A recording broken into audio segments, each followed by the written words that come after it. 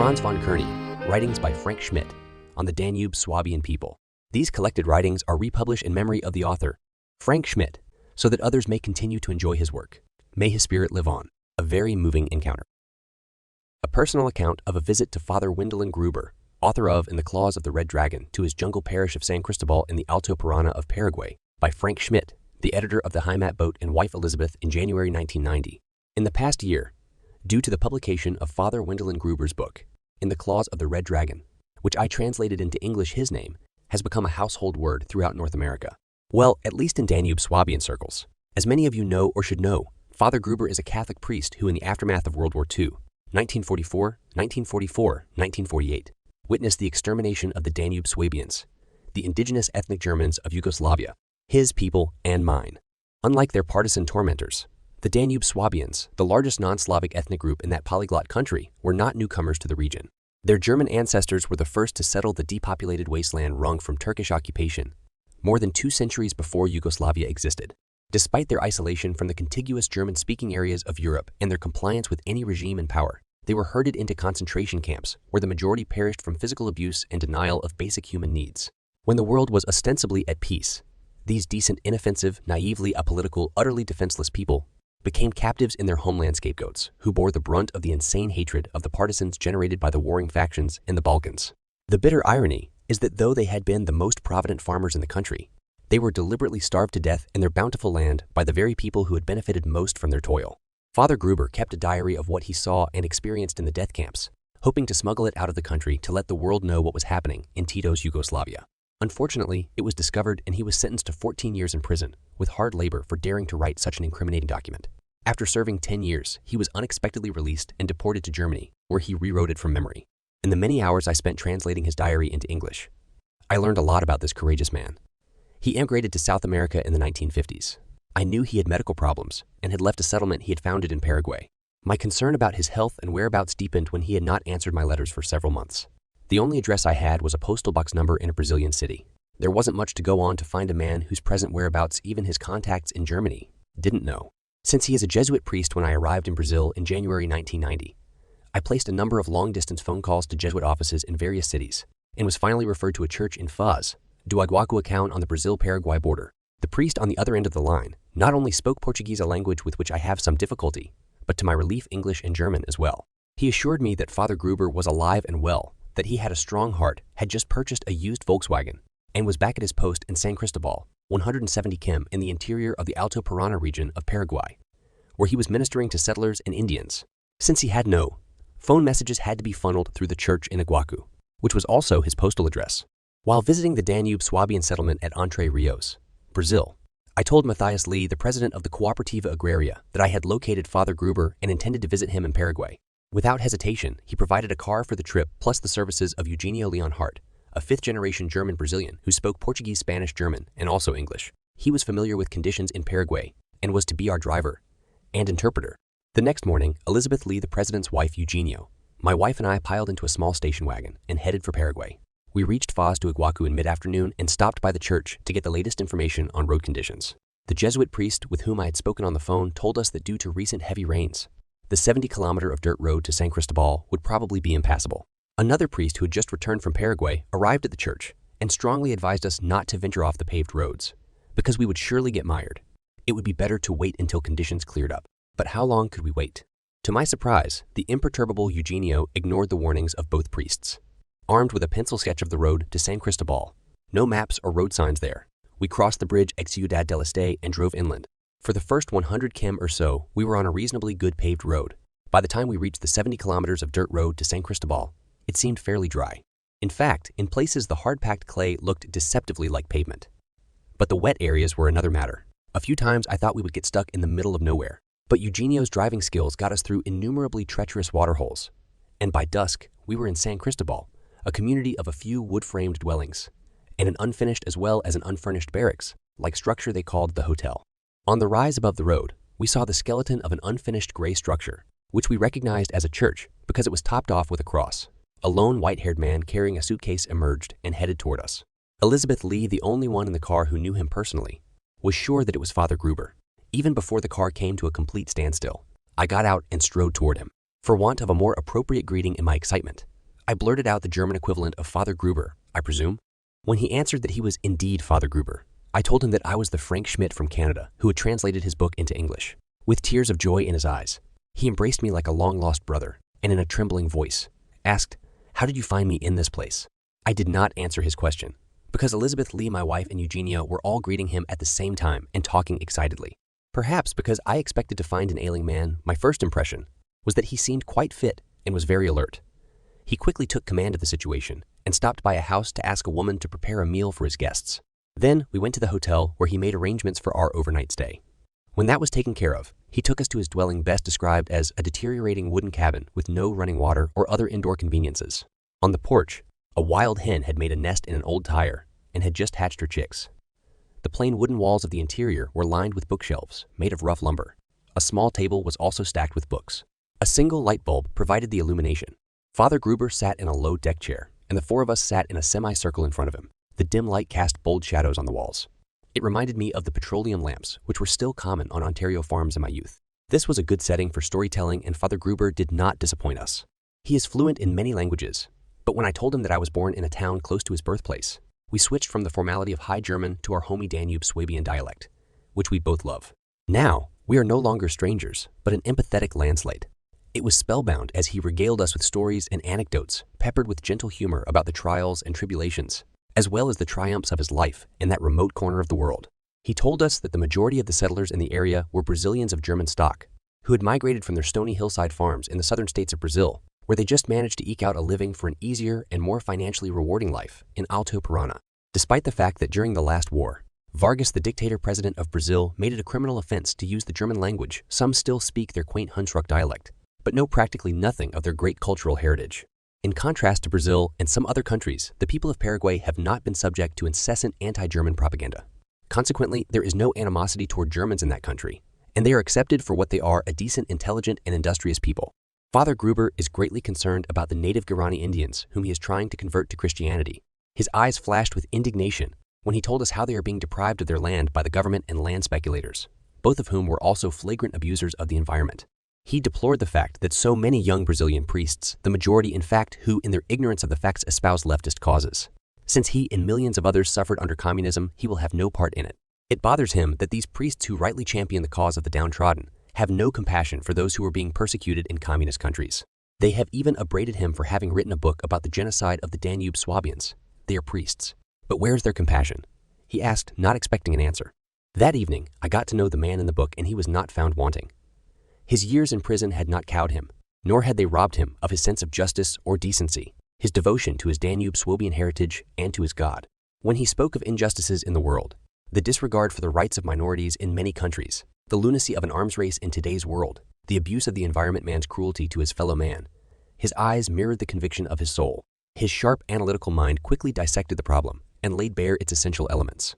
He had a ready answer to everything and was not stumped for what I would call awkward questions. After listening to him for hours in that remote cabin, I realized what a strong character he was. He is one of the brightest people I have ever met, a remarkable man, a great Danube Swabian and a credit to the human race. Meeting him was one of the most stimulating and most rewarding experiences in my life. He will not fade from my memory for a long, long time. Before retiring for the night, Father Gruber told us that he had promised to say Mass in the jungle clearing the next morning and was to visit some Guarani Indians he was trying to befriend. So that we wouldn't be shocked or offended, he thought it best to warn us that the Indians who lived in the jungle still went around in their birthday suits.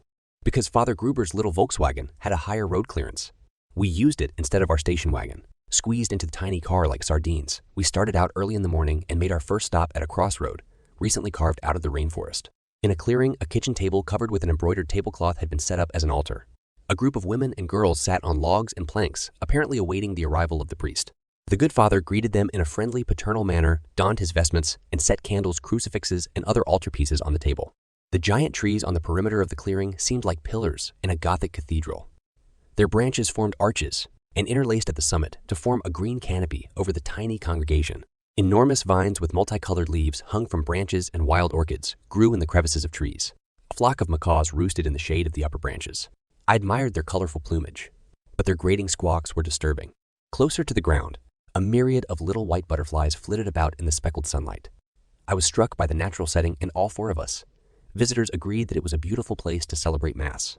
Just as the Mass was about to begin, the bulldozer operators shut down their engines, and the surveyors left their instruments to join us in the clearing. Even the macaws about us quit their raucous squawking, and the forest became strangely silent.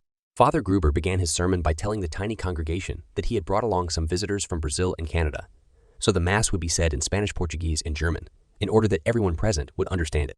He spoke in a kind tone, clearly articulating every syllable. I was impressed with the way he put so much feeling into every word he uttered and every move he made. The heartfelt reverence of those simple, uncomplicated people was very touching. In his sermon, Father Gruber spoke of love and the family of kindness and goodness toward others, and the little congregation clung to his every word. His enunciation was so clear and precise that I had little difficulty understanding what he said in any of the three languages. Eugenio felt honored when he was asked to read the lesson in Portuguese, especially since he is a Lutheran. He too spoke very clearly, so that I had no trouble understanding the essence of what he said.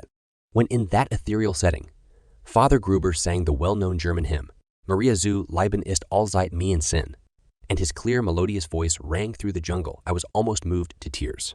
I could not help but picture this priest in solitary confinement in a dark dungeon in communist Yugoslavia, emaciated, hollow-eyed, and near death from torture and hunger, praying for a bit of sunlight so he could at least tell whether it was day or night. Thus enraptured, the Mass was a revelation to me. Good had triumphed over evil. For there before my very eyes was this same man in a remote part of the earth, bringing Christianity to people who had no one else to care for their spiritual needs. When he held up the chalice and the host during the most sacred part of the Mass, a ray of sunlight broke through the forest cover and lit up his countenance. Was God granting him the light he once so fervently prayed for? At that moment, I saw him as a saint, which perhaps he is. When the Mass was over, a surveyor took us to the cage where he kept some young toucans, exotic birds with black and white feathers and huge yellow bills. Cute little creatures. He told us that their mother was killed in the clearing operations, and he was caring for them until they could fly. Father Gruber had to cancel another Mass he had planned to celebrate that morning because the road was washed out. People will understand, he said. Instead, we headed to the end of the newly bulldozed road where an Indian encampment was said to be located. We had just gotten underway when Father Gruber pointed to a grisly sight, 2 human eyeballs stung up on a pole. He explained that the Indians had killed one of their own the day before, and this was their way of letting trespassers know of the vile deed in the hope that they would stay away. It gives one an uneasy feeling to drive along a deserted, muddy road through the foreboding vastness of the jungle, knowing that life is cheap in that remote part of the world. The wheels of our car were carving deep ruts into the soggy red earth, and when we reached a swamp that not even a tracked vehicle could cross, Eugenio conceded that though we were only 3 kilometers from our destination, a primitive Indian encampment which had only recently been seen by Europeans, it was time to give up. Besides, Father Gruber was very tired and we didn't want to overdo it. On our return to San Cristobal, we met some young Guarani Indians along the road. These had already adapted to the European code of dress, that is, they wore clothes, but none spoke Spanish. They knew what a camera was for, and when I asked in sign language if I could take their picture, they readily agreed, providing they got copies. I motioned that they first had to be developed, not an easy task in sign language, and they could pick up the prints at the Padres Church in due time. Perhaps they will even become converts. Back in San Cristobal, they had slaughtered a pig in celebration of our visit, and one of the Brazilian German women had cooked an appetizing pork dinner for us. In comparison to our bland supermarket variety, the meat had a most appealing flavor and was enjoyed by visitors and natives alike. News of our visit had gotten around. After dinner, the local prefect, Mayor, a product of an Austrian father and an Indian mother, came to visit. My wife and I were the first Canadians he had ever met. He was curious about our country and wanted to know what the temperature would be at that time of the year, January, when I told him that it could be well below 0 degrees Celsius, 32 degrees Fahrenheit. He added in mock incredulity, how could anyone live in such a place? He knew I had translated Father Gruber's book into English and asked what the people who read it thought of his friend, the priest. The majority, I answered. Especially our young people think very highly of him. Don't take him away now, he protested jokingly. We like him too, and we need him. During this good-natured banter, Father Gruber winked at me and told the prefect that I had said no matter what offer I don't think I could drag your priest from this beautiful place. And we all laughed, knowing it was probably true. Before leaving, I asked Father Gruber why, at age 76, and considering the state of your health, do you stay in this remote place? You have suffered enough, and have given more of yourself than your church and your people have a right to expect. Why do you tax your energies under these trying conditions? Without weighing the question, he replied earnestly, I have been asked this question before by my contact in Germany, who by the way thinks I'm crazy for staying here. The church did not ask me to come here. It was my choice. When I was at Gakwa concentration camp where 20,000 of our Danube Swabian people perished from maltreatment, torture, starvation, disease, and lack of medical attention, I made a personal vow to Almighty God that if the lives of those still alive in the camps were spared, and they would be allowed their freedom, I would go to the end of the earth and undertake any task in His service. Soon after that, the camps were closed, and the survivors were allowed to flee their homeland. I felt that my prayers had been answered. By doing the Lord's work in this place, I'm fulfilling my vow. Besides, he added with a twinkle in his eye, I like what I'm doing. I'm sure he does and aims to stay where he is for the rest of his life. More power to him, and may God bless him in his work. My wife and I said goodbye to Elizabeth Lee and Eugenio Leon Hart in the Hotel Cataratas, adjacent to the great Iguacu waterfall. We stayed in the hotel and they returned to Entre Rios, a 5 to 6 hour trip. On the TV news that evening, we saw that it had rained heavily and that the dirt roads in Paraguay were closed. Had we stayed in San Cristobal one more day, we would not have been able to get out for a week. During a month of incessant downpours, there had been only 3 days without rain, and we had picked those very days to visit Father Gruber. Was it providence or dumb luck? You decide. We met Father Gruber again in January 1992 at the Danube Swabian colony of Entre Rios in Brazil on the occasion of the 40th anniversary of the founding of their agricultural colony. We met him for the 3rd time on the occasion of a worldwide conference of Danube Swabians in Budapest in September 1995. It was obvious to us at this time that his health had greatly deteriorated. When His Eminence the Danube Swabian Bishop Sebastian Crowder of Timisoara, Romania visited Tirano, some years later I told him about the punishing life Father Gruber willingly endured in such a remote area where even rudimentary medical aid was over 170 kilometers away. It was hard on a man who had passed his 80th birthday. So the bishop had him transferred to Timisoara, Romania, where he ministered to the Danube Swabian seniors who'd been left behind when over 90% of the German population of Banat sought freedom and opportunity in Germany. Due to his failing health, Father Gruber could no longer carry out his duties as a priest, and he was transferred to the Jesuit old age home in Zagreb, Croatia. In June of 2002, I attended the IR conference in California. One of the notable speakers was Dr. Tomislav Sunic, a highly respected former Croatian diplomat who gave a forthright and convincing account of the Danube Swabian genocide in post-war Yugoslavia to prominent historians, authors, journalists, and delegates from all over the world. Unfortunately, I was the only Danube Swabian present to help substantiate and lend credence to his 1-hour dissertation. Since I had not heard anything from Father Gruber for over 2 years, and Dr. Sunic lives in Zagreb, Croatia, I asked him to visit him in the Jesuit home and inform me about the state of his health. This he did on his return to Zagreb. On August 1st, an email from him informed me that he had indeed visited Father Gruber and had conveyed my greetings to him in German. The good father clearly understood everything but unfortunately could no longer speak. A couple of weeks later, I received another email informing me that Father Gruber had died on August 14th, 2002 and would be laid to rest in the Mirogo Cemetery in Zagreb on August 19th. Well, what an emotional journey that was. We've delved into the heartfelt account titled A Very Moving Encounter, and I must say it left a lasting impact. Let's recap a couple of key aspects that stood out in this touching story. First, we followed the author's poignant visit to Father Wendelin Gruber in the jungles of San Cristobal, Paraguay. Father Gruber, a Catholic priest and author, witnessed the horrors endured by the Danube Swabians during and after World War II, recounting their persecution and suffering. Secondly, the article highlighted the remarkable character of Father Gruber. Despite the challenges he faced, he chose to remain in the remote jungle, devotedly ministering to settlers, indigenous Guarani Indians, and preserving his Danube Swabian heritage. Now, here are a couple of questions to ponder about the content. How did Father Wendelin Gruber's personal experiences during the war and his time in prison shape his commitment to serving others, even in such challenging conditions? In what ways did Father Gruber's story resonate with you? And how do you think his dedication to preserving heritage and spirituality can inspire others? I'd love to hear your thoughts on these aspects and questions in the comments below. If this moving encounter touched your heart as it did mine, don't forget to give it a thumbs up and hit that subscribe button. Sharing these stories with friends, family, and fellow history enthusiasts helps us grow and spread awareness about the history of the Danube Swabians. And if you found this episode meaningful, I encourage you to explore more stories from this channel. Sharing these narratives with your network can truly make a difference in preserving and passing down important cultural legacies. Until next time, keep sharing, learning, and connecting with history. Wir sind Donauschwaben, Kinderskind.